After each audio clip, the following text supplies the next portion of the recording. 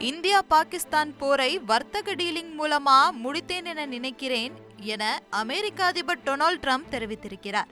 தென்னாப்பிரிக்க அதிபர் சிரில் ராமபோசாவுடனான வெள்ளை மாளிகை சந்திப்பின் போது அமெரிக்க அதிபர் டொனால்ட் ட்ரம்ப் இந்தியாவிற்கும் பாகிஸ்தானுக்கும் இடையிலான சமீபத்திய போர் நிறுத்தம் தொடர்பாக பேசியிருக்கிறார். இது தொடர்பாக ட்ரம்ப் பேசியதாவது, பாகிஸ்தான் மற்றும் இந்தியா இடையிலான மோதல வர்த்தகத்தை முன்வைத்து தீர்த்து வைத்தேன் என்று நினைக்கிறேன். இந்தியாவுடனும் பாகிஸ்தானுடனும் நாங்கள் பெரிதளவில் ஒப்பந்தம் மேற்கொண்டு வருகிறோம். மோதலின் இறுதியில் யாராவது ஒருவர் துப்பாக்கி சண்டையை நிறுத்த வேண்டும். ஆனால் மோதல் பெரிதாகிக் கொண்டே போனது. நாங்கள் இரு நாட்டையும் தொடர்பு கொண்டு மோதலை நிறுத்தினோம். ஆனால் 2 நாட்களுக்கு பிறகு வேறு மாதிரி பேசப்பட்டது. பாகிஸ்தானில் சில சிறந்த மனிதர்களும் நல்ல தலைவர்களும் இருக்கிறார்கள். இந்தியா எனது நண்பர் மோடி ஒரு சிறந்த மனிதர் என குறிப்பிட்டிருக்கிறார்.